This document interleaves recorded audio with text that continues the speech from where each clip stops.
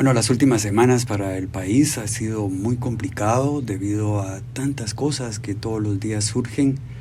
Tenemos la elección futura del nuevo fiscal general del Ministerio Público. También hemos visto la persecución de operadores de la justicia. Otros han tenido que salir al exilio. Y todo esto va como acumulando diversas situaciones en el sentir de los guatemaltecos en cualquier lugar donde nos encontremos. Hoy es importante escuchar voces que a través de su propia experiencia tratan de aportarle a este país un camino, un sendero donde podamos transitar todos. Yo planteo que debe de haber unión o alianza, si usted lo quiere ver así, para que juntos encontremos la forma de poder sobrevivir en una época tan complicada donde la pandemia, la falta de empleo, como ya se los he dicho en otras oportunidades, el tener que salir a luchar porque en la mesa haya pan, que haya educación para los hijos, que haya un trabajo digno. No es fácil. Y por eso hoy pues está con nosotros una profesional, una mujer indígena que a través de su propia experiencia ha aportado no solo al país, porque esto puede ser minimizado del decir uno, pero ¿qué es lo que hace? Sino es en el aporte, en la claridad de planteamientos, en el compromiso que ha tenido no solo el hoy, sino también en el pasado, donde tuvo que enfrentar diversas situaciones de discriminación, de racismo, de tratar de que ella creyera que el usar un traje era indigno y que le quitaba oportunidades a ella como persona. La doctora Irmalicia Velázquez Nimatú, una periodista, una antropóloga, una catedrática, no de las universidades nacionales, sino de una universidad tan prestigiosa como lo es la Universidad de Stanford en Estados Unidos. Ella nos va a hablar no solo de lo que ella puede analizar, sino de su propia experiencia, que para mí eso es lo más valioso. Muchas gracias de nuevo por aceptar que nosotros a través de este programa podamos entrar a sus hogares. Sin rodeos. Análisis, entrevistas y opinión con Haroldo Sánchez.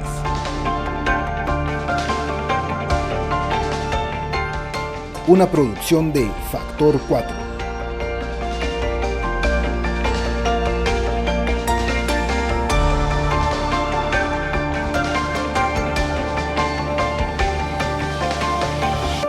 Qué gusto estar de nuevo con ustedes.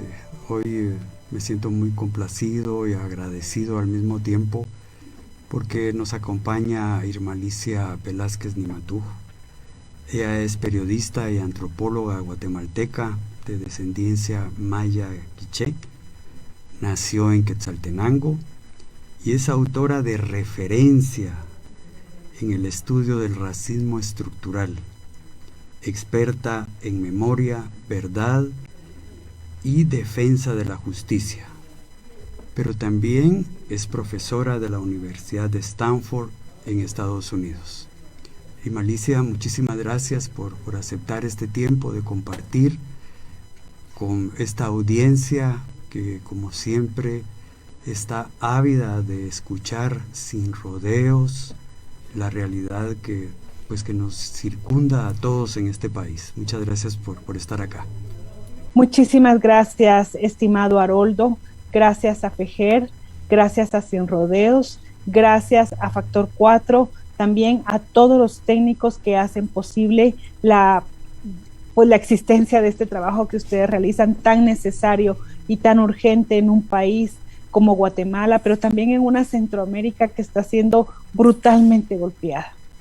Sí, yo quisiera que empezáramos y quisiera saber tu opinión en torno a esta criminalización que se está dando, no solo en operadores de la justicia, también a periodistas, a líderes comunitarios, a dirigentes de la sociedad civil, que creo que en los últimos años el ataque, la persecución se ha convertido en moneda corriente en este país. Quisiera saber cuál es tu opinión.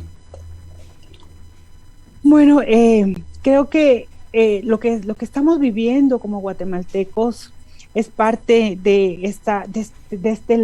son los efectos de la colonialidad. O sea, los efectos de ese proceso de la colonialidad, que si bien terminó legalmente, en la realidad nunca terminó. Y esos son los efectos que estamos viendo. El conflicto armado interno y todas sus secuelas es parte de eso. Y este momento actual también nos muestra entonces cómo esta imparable persecución contra lideresas, contra líderes urbanos, rurales, mestizos, ladinos, indígenas, xincas, realmente no termina, sino que al contrario continúa. Vemos un país que ha tenido una capacidad impresionante de construir cuadros sumamente valiosos, pero no ha sido capaz de mantener esos cuadros, sino al contrario, de criminalizarlos, de obligarlos a dejar sus propios espacios, su propio país, y son personas que terminan abonando en muchos otros sectores fuera de Guatemala cuando deberían de estar aportando, pero es parte de este proceso guatemalteco.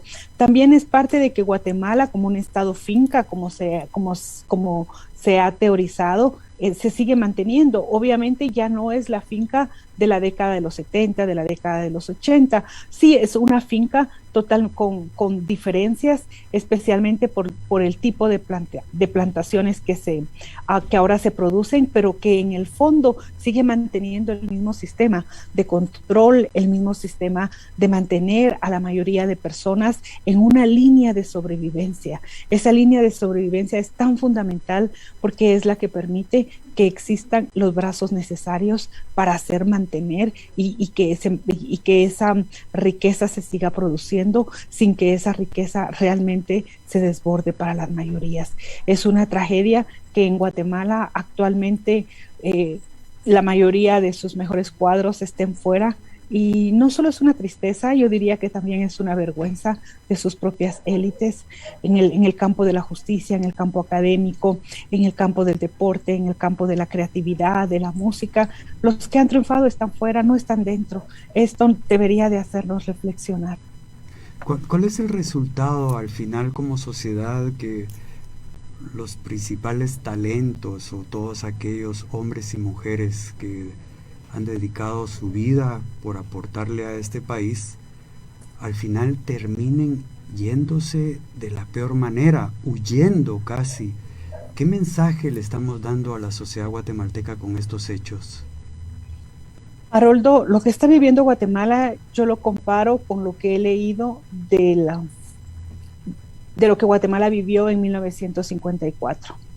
Realmente hay un paralelismo impresionante, porque después de la intervención de Estados Unidos en julio de 1954, ¿qué es lo que vemos? Vemos realmente que muchos cuadros inmediatamente se van, otros se quedan, pero son detenidos, son llevados a las cárceles, otros son torturados. Es casi similar a lo que estamos viviendo. Y vemos que el exilio en ese momento fue como la salida para mantener la vida de cuadros significativos, y hoy estamos viviendo lo mismo. ¿Qué nos indica esto? Que hay círculos en la historia que se reproducen. De 1944 a 1954, Guatemala tuvo la oportunidad de construir estructuralmente otra nación. Del 2007 al 2012, creo que fue antes del 2006 para el 2019, Guatemala también tuvo la oportunidad de construir otro país a través de la CICIG. La CICIG demostró que podía ser como un instrumento útil para la reconstrucción de un país que había quedado no solo en ruinas económicamente, no solo en ruinas por el genocidio, sino también que seguía siendo manejado por estructuras paralelas del crimen organizado, y de ahí la importancia de la CICIG. Y al terminar este proceso de golpe de la CICIG, lo que vemos es nuevamente esa persecución. Quizá ahorita no podamos valorarlo, pero puedo imaginar que conforme vayan pasando los años y las décadas, estos dos momentos históricos de Guatemala, del 44 al 54 y del 2006 al 2019, van a ser etapas en las que vamos a encontrar similitudes y sobre todo la posibilidad de un cambio significativo, y al no lograrse vemos nuevamente el mismo resultado: el exilio, la muerte, la cárcel. ¿Cuál es la diferencia? Es muy poca, es quizá otro momento histórico, pero es casi lo mismo: la represión desde el Estado, el uso de los instrumentos que posee el Estado, de las fuerzas del Estado, una policía que fue transformada por los acuerdos de paz, pero que termina haciendo lo mismo que hacía la policía que fue sustituida. En fin, podemos darnos cuenta entonces que esas redes paralelas de poder, ahora unidas al crimen organizado, están muy fuertes, que esas élites tradicionales, quizá tenemos una de las élites más retrógradas de toda América Latina, están totalmente enraizadas, y a ellos no les importa qué le decimos al mundo, a ellos solamente les importa mantener el sistema como está.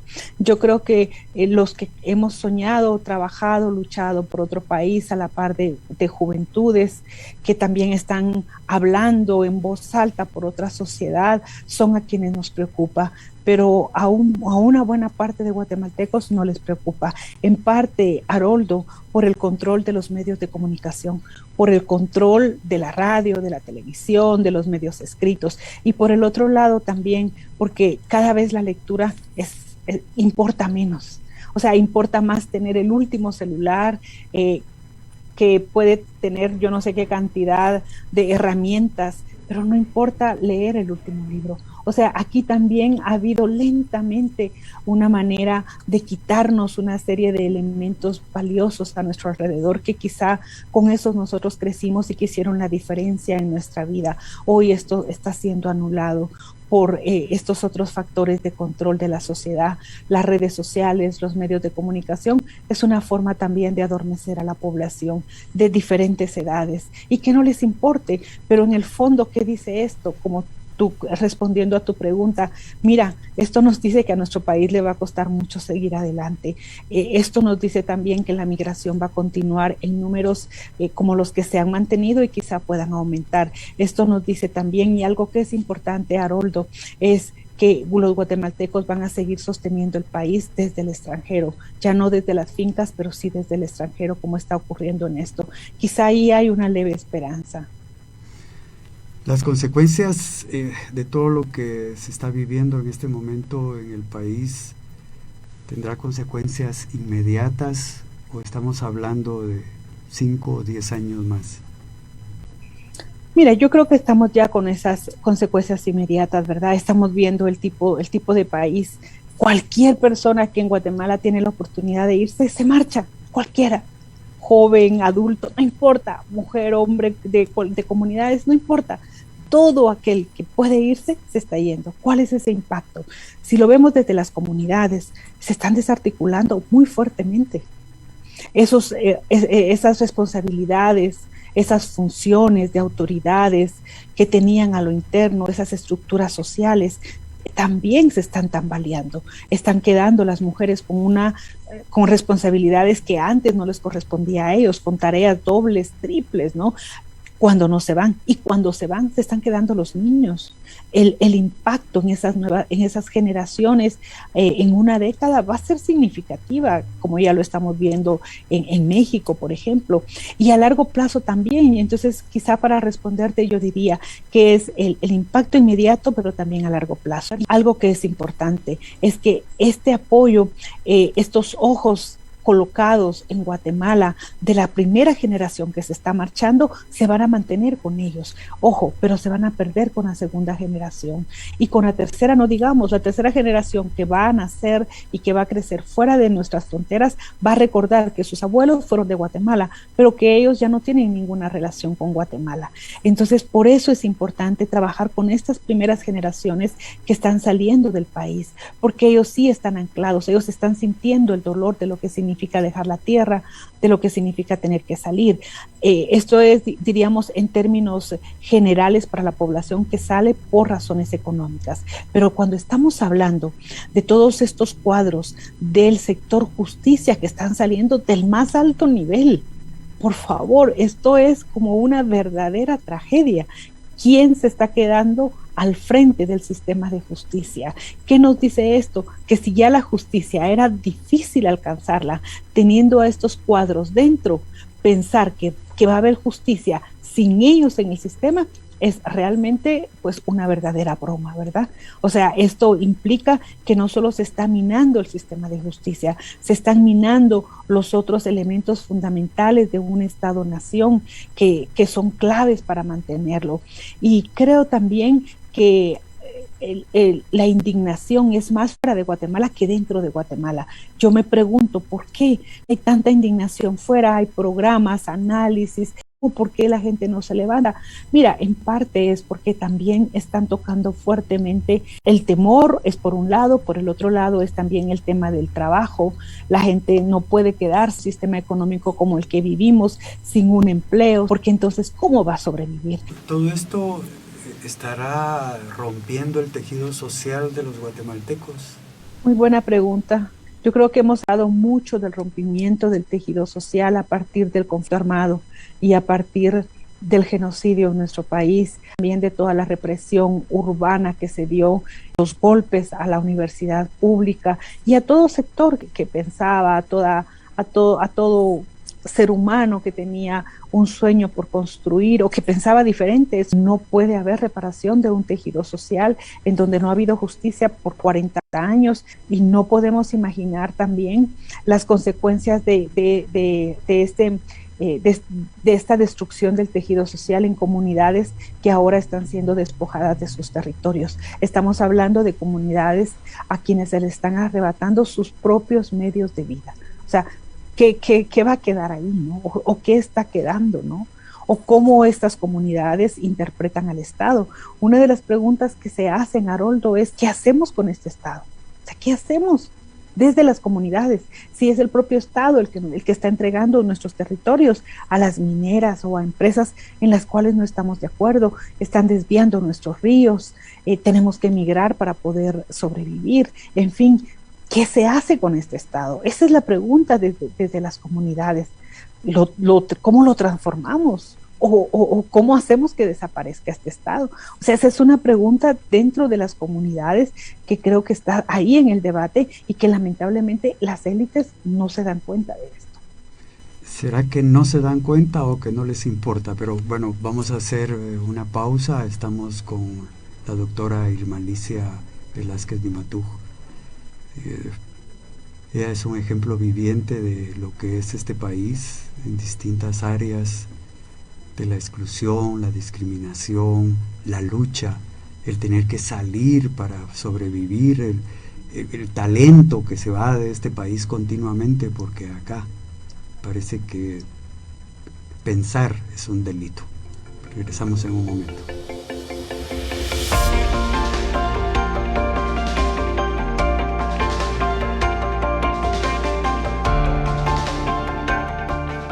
En los últimos años, las poblaciones indígenas siempre han dado la cara, salen a las carreteras o vienen a la capital, realizan diversas actividades de apoyo a la sociedad civil, a pesar de la situación en la que la inmensa mayoría de comunidades del país vive. ¿A qué se debe esa actitud que siempre han tenido los pueblos indígenas, Irma Alicia?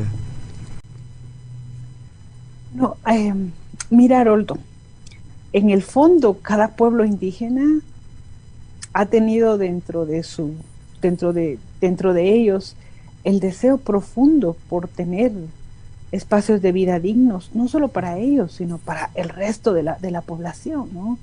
O sea, es como parte del sentimiento, de los valores, de sus cosmovisiones, de lo que han heredado como parte de su memoria social y de su memoria histórica, ¿no? la idea de que pueblos indígenas son pueblos rebeldes, son pueblos, diríamos, que están en contra de vivir en paz, es realmente parte de las leyendas en contra de pueblos indígenas.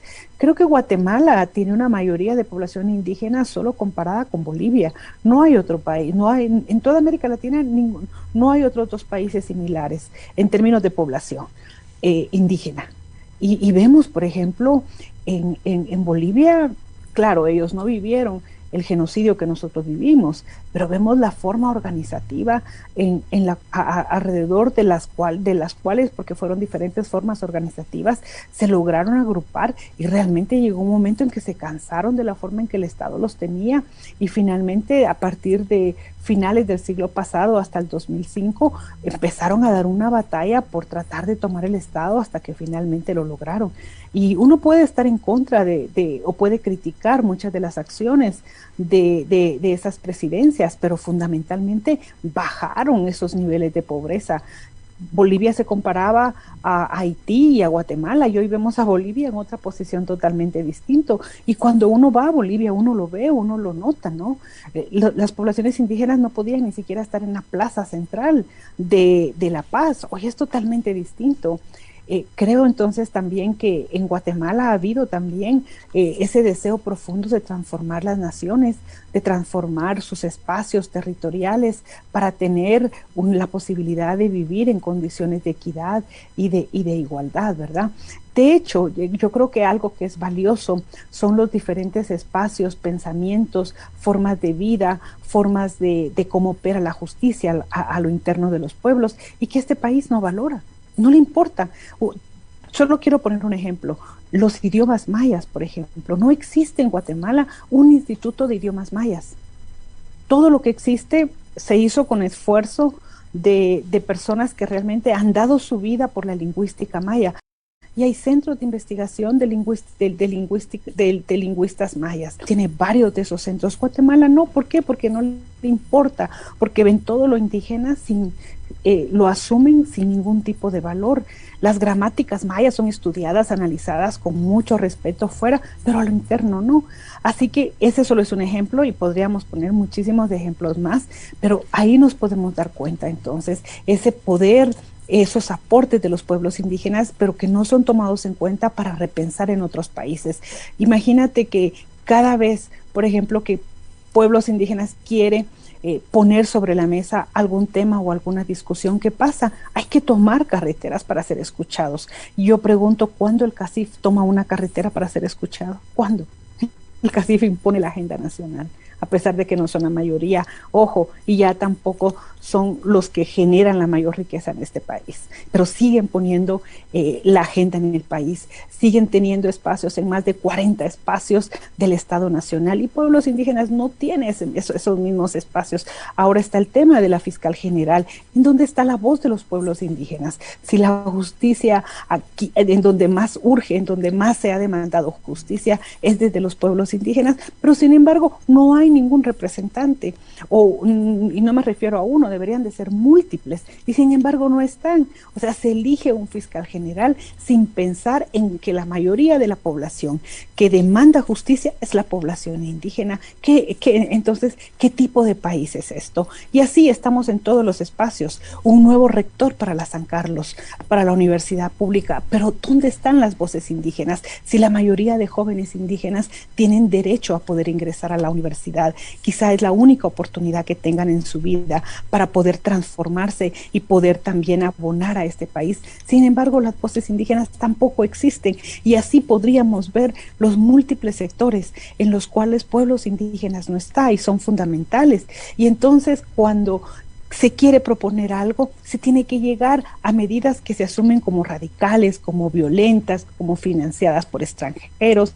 La idea de que la población indígena no piensa por sí sola, no reflexiona, o sea, es pensar que son pues niños o que son ciudadanos de segunda categoría. Ese es el racismo que tiene nuestro país. Por eso no comprenden esa necesidad de que pueblos indígenas sea asumido como una clave y fundamental en la continuación de la construcción de una nación que es totalmente inacabada.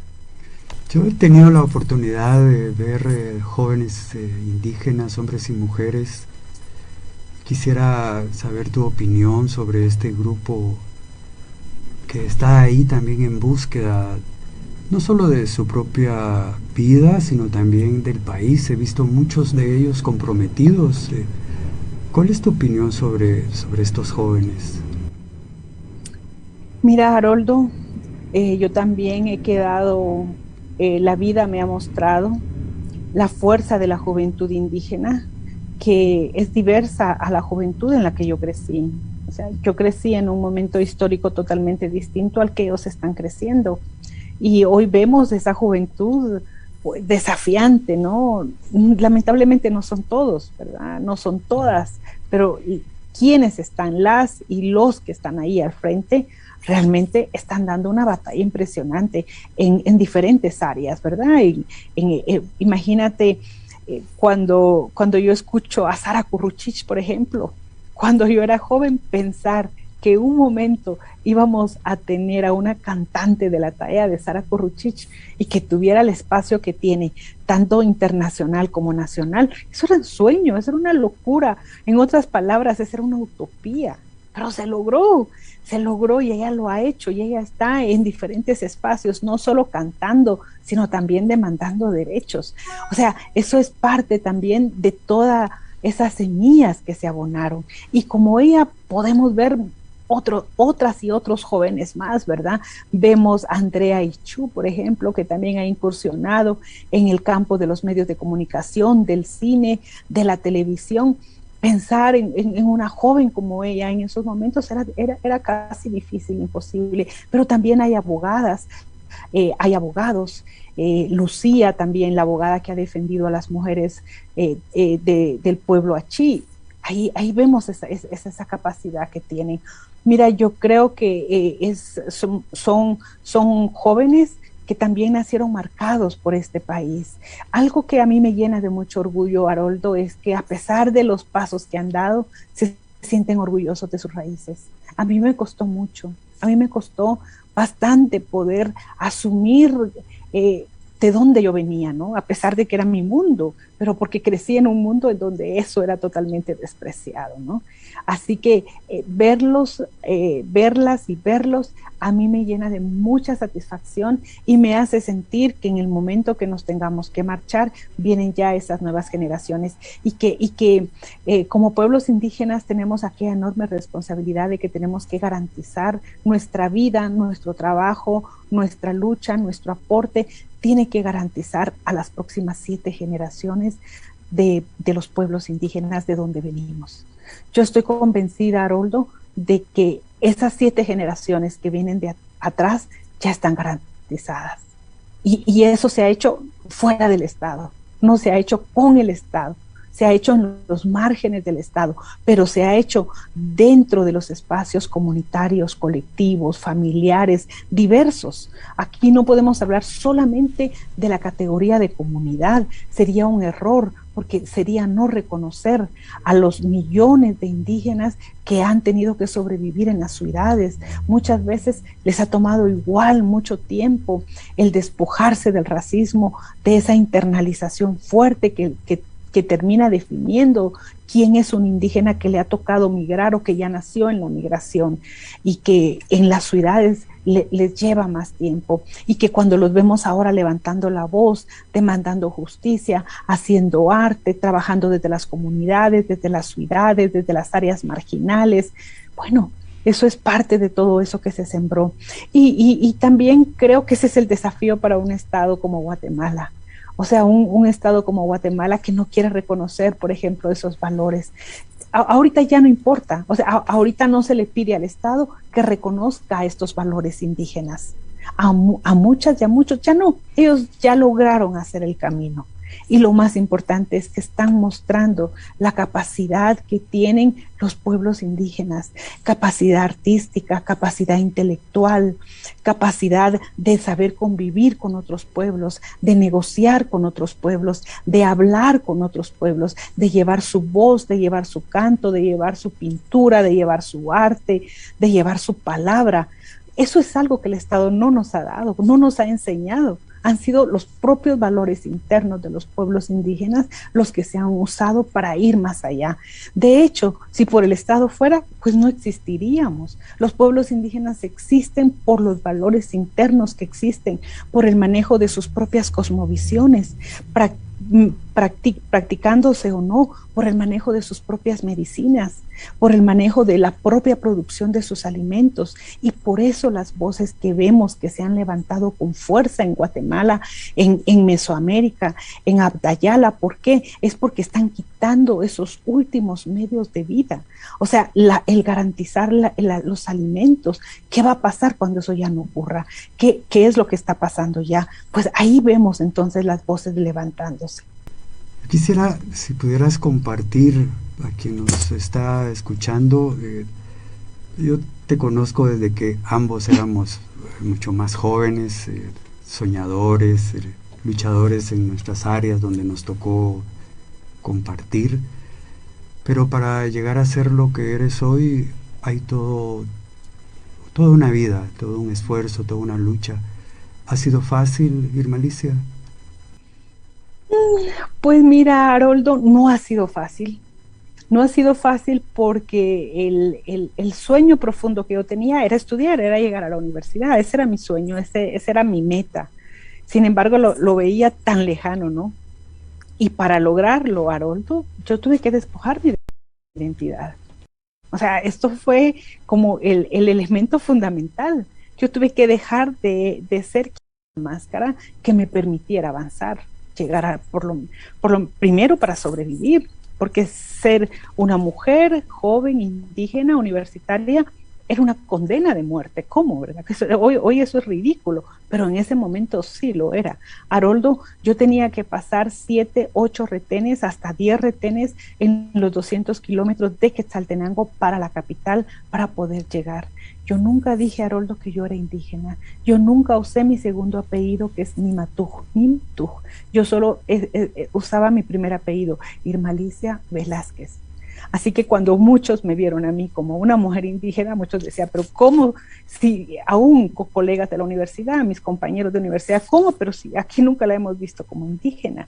O sea, cuando tú eres indígena y enfrentas el racismo desde niño, desde joven, tú sabes que si no logras tratar de hacer ciertos cambios, uno no va a sobrevivir. Uno no va a poder avanzar. Haroldo, yo fui testiga en muchos de estos retenes de los hermanos indígenas que se quedaban en el camino, hombres y mujeres detenidos por el ejército. Chupol es uno de esos lugares y aún cada vez que yo paso por Chupol ahora, yo lo tengo en mi mente. Yo veo los árboles, yo veo los cipreses, yo veo las paradas del ejército, recuerdo lo que preguntaban y yo tuve un padre que me enseñó a defenderme de la mejor manera posible.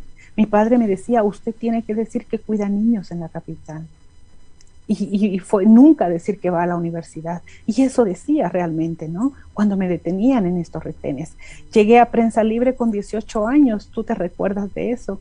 Y al llegar a una edad tan joven, pues también yo escuchaba en Prensa Libre los chistes que hacían de las mujeres y de los hombres indígenas, de cómo hablaban. Y así hablaban mis abuelos. Y yo sencillamente tenía que escuchar. Yo no podía decir absolutamente nada. O sea, esto no es fácil. Soy una niña que fue a un colegio privado y en el colegio le decían que los indígenas eran piojosos, no trabajaban, eran alcohólicos, eran huevones, eran los responsables del atraso, pero en mi casa al llegar, al abrir la puerta, mi madre estaba levantada desde las 5 de la mañana, igual mi padre, eran comerciantes exitosos, eran inversionistas exitosos, realmente habían hecho tanto, ¿no? Con su trabajo, con sus ideas, usando el sistema, abriendo puertas, rompiendo ventanas, y yo me veía en ese mundo, y yo decía, pero esto no es nada de lo que en el colegio me dicen, pero esto es esos silencios que hay que cargar.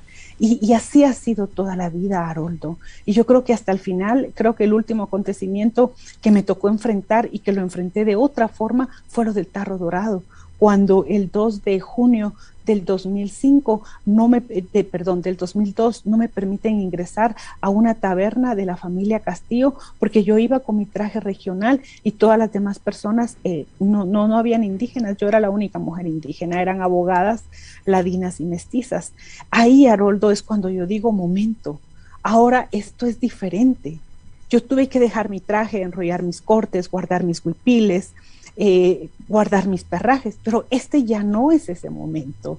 Yo me he preparado en teoría racial crítica, en equidad de género, en memoria indígena, en historia de los pueblos, en colonialismo, en opresiones indígenas. Esto se lo hicieron a mi madre, se lo hicieron a mis abuelas, a mis tatarabuelas, pero ya no me lo van a hacer a mí.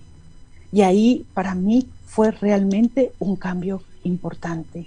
Es tratar de decir, momento, he tenido que cargar 30 años de mi vida negando quién soy. Eso es sumamente doloroso, es sumamente fuerte. Es tener que escuchar todo este tipo de violaciones que te he comentado y tener que tragártelas y aguantártelas. Yo dije, esto no va a seguir ocurriendo, no para mí, sin pensar en las consecuencias de lo que eso iba a significar, porque nunca se buscaron.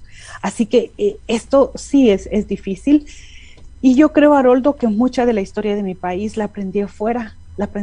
Yo me formé en la Universidad de San Carlos, una universidad que respeto y quiero profundamente a pesar de su racismo, pero también reconozco que me formó desde la perspectiva de la opresión de clase, pero al salir fuera de mi país me pude formar en otras áreas y eso complementó mi visión, mi capacidad de análisis y también mi capacidad de criticidad.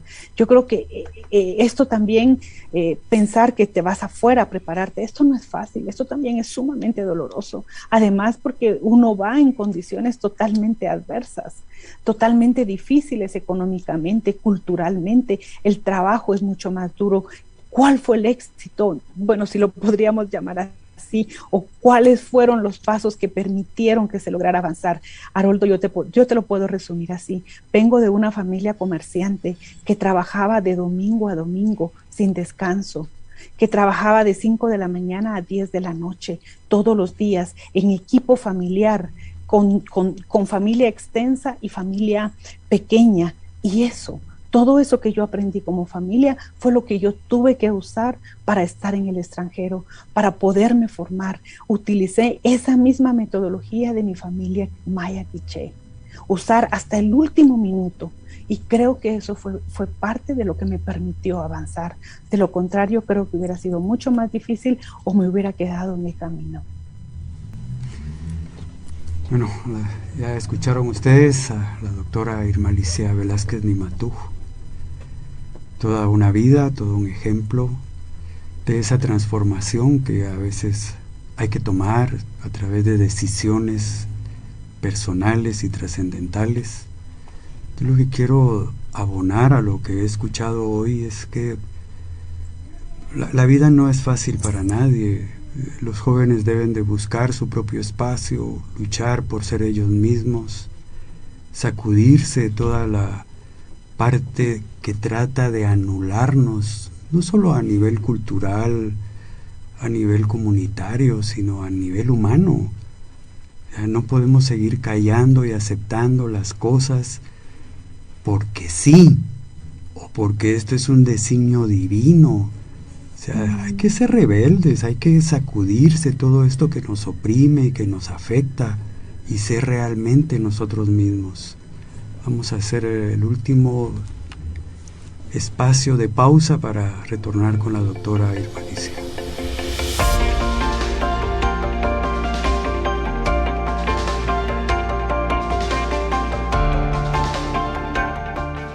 Siempre he pensado que hay una estrategia que viene desde hace mucho tiempo atrás de mantenernos divididos, ¿verdad? Por un lado el mestizo, por un lado los indígenas, gente trabajadora. Tiene que haber algo atrás. ¿Cómo podríamos lograr la unidad para que este país no siga deteriorándose cada vez más? Gracias, Haroldo. Yo creo que tú estás haciendo la pregunta del mío, realmente cómo lograr la unidad. Mira, leyendo un poco la historia prehispánica, la historia colonial y también la historia contemporánea, eh, muy pocos momentos pueden decirse en los cuales ha habido cierta unidad, ¿verdad? Es muy difícil, es muy difícil y creo que cuando se ha logrado ha sido como una unidad muy frágil. De hecho, yo creo que la unidad es sumamente frágil porque hay muchos intereses alrededor, hay muchos privilegios que defender, que mantener, muchos intereses también políticos, culturales, económicos, ¿verdad?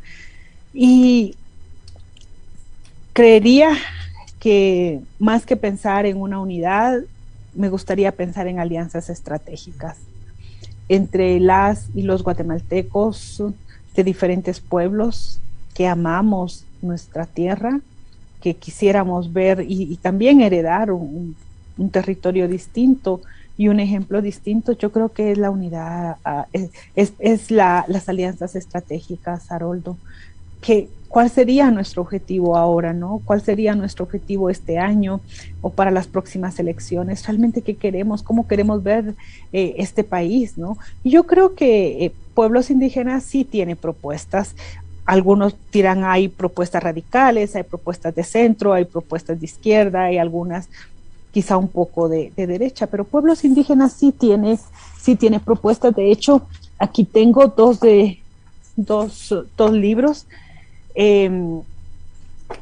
Creo que el Consejo del Pueblo Maya, CPO, ha hecho su propuesta en el libro El tiempo de los pueblos, pero también el Movimiento por la Liberación de los Pueblos también tiene su propuesta. O sea, desde pueblos indígenas sí hay propuestas para pensar en esas alianzas estratégicas. Ahora, como tú sabes, desde la capital muchas veces ven con sin mucho valor estas propuestas que emergen de nuestras hermanas y hermanos que están en el interior. Yo creo que algo que nos hace falta y que sería como una ruta a recorrer es el camino por conocernos. Yo creo que nos conocemos muy pocos. Creo que nos conocemos con demasiadas limitaciones, hay demasiados estereotipos alrededor de quiénes somos, de quiénes somos los otros, pero también tiene relación con la construcción del otro, ¿no? Con esas identidades que han sido construidas, creadas y recreadas en países como el nuestro. Y eso nos impide, ¿no? Eso siempre estamos con el temor de que bueno, van a querer usarnos o del otro lado también quieren aprovecharse. Yo creo que falta conocernos. Yo diría que necesitamos conocernos. Es una pena, por ejemplo, cuando uno lee que, por ejemplo, grandes mujeres como, por ejemplo, Claudia Paz y Paz, como Telma Aldana, con toda la capacidad que tienen, una está dirigiendo un instituto tan importante en Mesoamérica y la otra está en Estados Unidos. Yo diría, si tan solo hubiera habido oportunidad en Guatemala como mujeres de haber compartido con la diversidad de mujeres que tiene Guatemala, cuánto se hubiera podido aprender de ellas, cuánto hubieran podido aprender las estudiantes jóvenes de derecho, de otras carreras similares o distintas. Mira, se conoce de ellas por las condiciones en las que están. O sea, yo creo, Haroldo, que debemos empezar conociéndonos para pensar entonces a discutir otros temas, como por ejemplo, cómo vemos ese futuro o qué futuro queremos dejar para nuestros hijos, nuestras hijas, para nuestros nietos, y desde ahí pensar. Y creo que propuestas hay. En un momento me tocó hacer un análisis de las propuestas desde pueblos indígenas y llegamos a contabilizar, a analizar y a leer casi 19.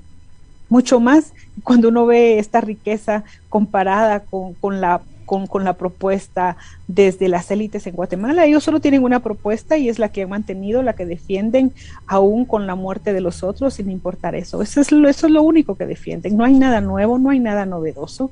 Y sin embargo acusan a pueblos indígenas de falta de capacidad, de falta de visión, de estar en contra del desarrollo, un desarrollo nada más. Pueblos indígenas te puede hablar de muchísimos desarrollos en territorios acuáticos, de desarrollo en territorios terrestres, en fin, hay tanto que pueden enseñar, y no solo en Guatemala, sino a lo largo de los 5,000 pueblos indígenas que existen. Sin embargo, eso no se toma en cuenta, eso no es algo que pese o que importa.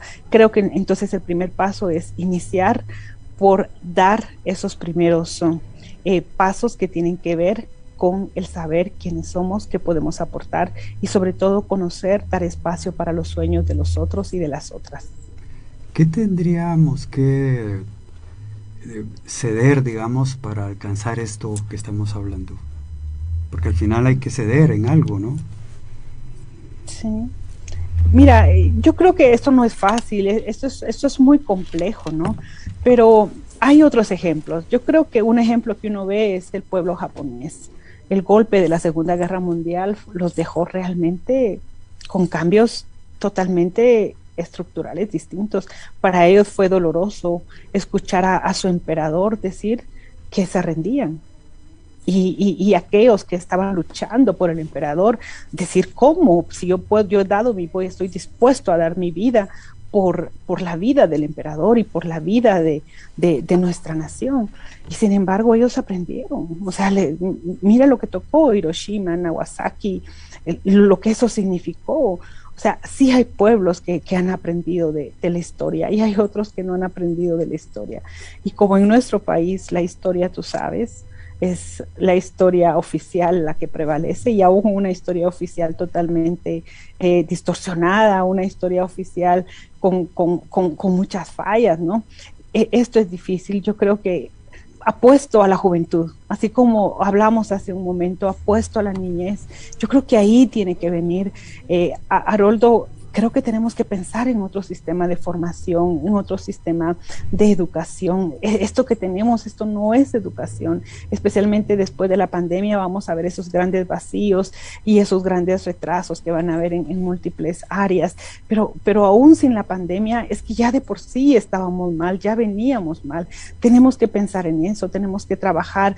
También tenemos que aprender a convocar a otros, ¿no? Yo creo que hay sectores que creen que son los únicos que van a convocar y eso también duele a otros sectores, ¿no? Hay quienes quieren asumir, digamos, el liderazgo y no queremos entender cómo funcionan los liderazgos en otros espacios y también aprender de otros pueblos. Yo he mencionado aquí uno de ellos, pero hay tantos otros que sí han aprendido de su historia y que no quieren volverla a repetir y la vemos en sus posicionamientos, en sus autoridades, en sus constituciones. Solo quiero decirte algo, este país que tiene oficialmente, según el último censo, 43.4% de población indígena, tiene una constitución que no reconoce a los pueblos indígenas. O sea, ¿cómo podemos pensar que podemos trabajar y construir algo en conjunto cuando la propia constitución no ha sido reformada? Es solamente en ese campo, que no es que sea fundamental, que no es que con eso va a cambiar todo,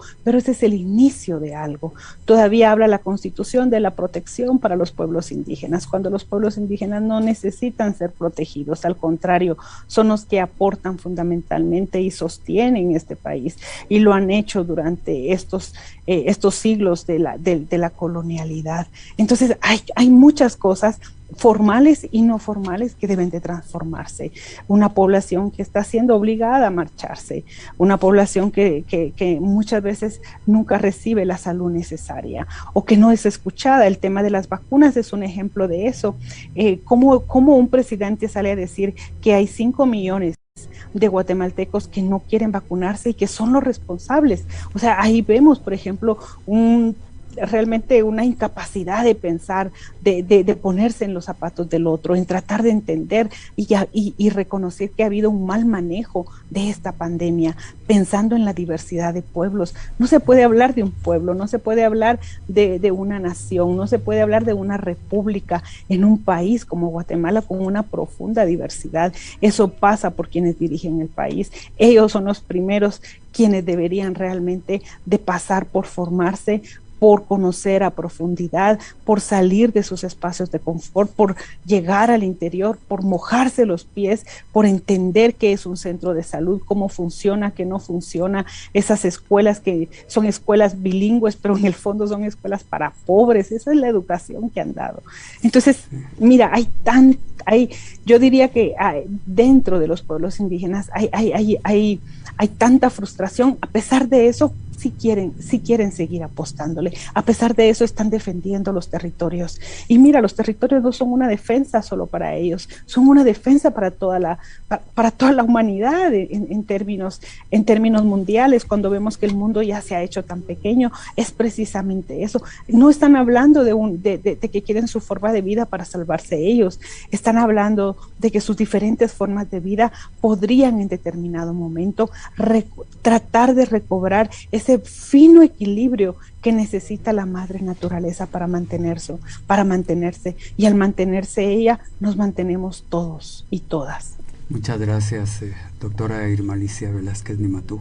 Creo que quisiera agregar más, pero lo que ella ha dicho es suficiente. Yo me quedo muy agradecido. Creo que las audiencias que escuchan y ven este programa se van a enriquecer con cada una de tus reflexiones. Muchísimas gracias por eso. A ti, Haroldo, muchísimas gracias. Tú has sido para mí parte de mis maestros en el periodismo. Nunca lo olvido y nunca lo olvidaré. Gracias, Haroldo, por todo. Te aprecio y te quiero mucho en la distancia. Muchas gracias. Y a ustedes, de nuevo, agradecido por sintonizarnos, por vernos y darnos la oportunidad de poder llevar a estos guatemaltecos, hombres y mujeres que le aportan al país, a pesar de lo duro que puede ser, siguen llenos de ilusión, levantándose en la mañana y continúan trabajando porque todos tengamos un mejor país. Nos vemos la próxima semana. Hasta luego. Sin rodeos, análisis, entrevistas y opinión con Haroldo Sánchez.